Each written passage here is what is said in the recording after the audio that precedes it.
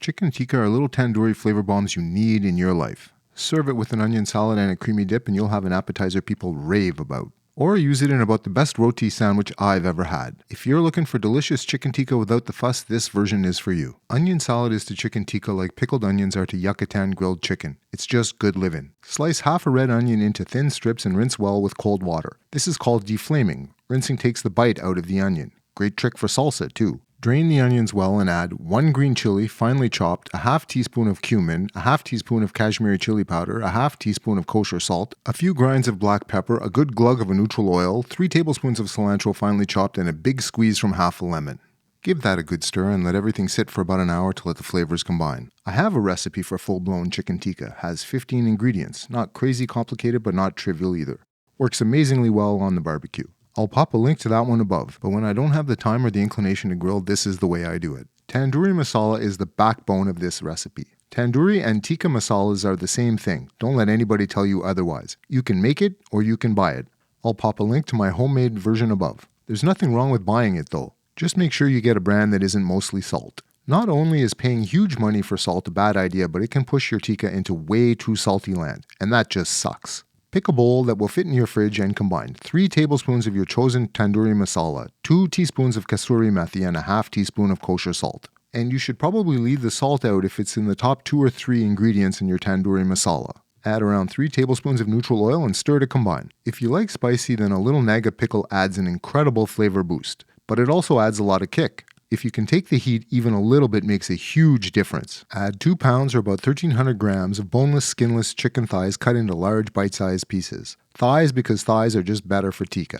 And if you're wondering, I left the yogurt out on purpose. Yogurt is a flavor killer. Try it both ways and let me know what you think. If you're using a commercial tandoori masala, use tongs to mix things up. Don't touch it. There's food coloring in commercial blends, and that stains something fierce. Cover with cling wrap and refrigerate for 4 and up to 12 hours.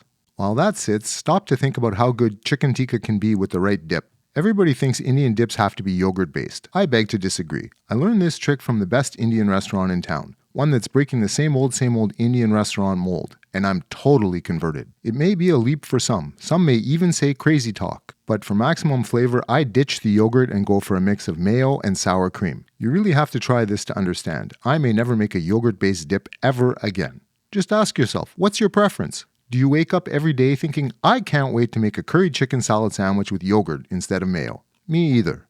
This is super simple. In a small bowl, combine 2 tablespoons of mayonnaise with 2 tablespoons of sour cream. This is 1 tablespoon of coriander chili chutney. It's a delicious reason to visit your Indian grocer. Give it a stir to bring all that delicious creamy goodness together and add a pinch of black pepper.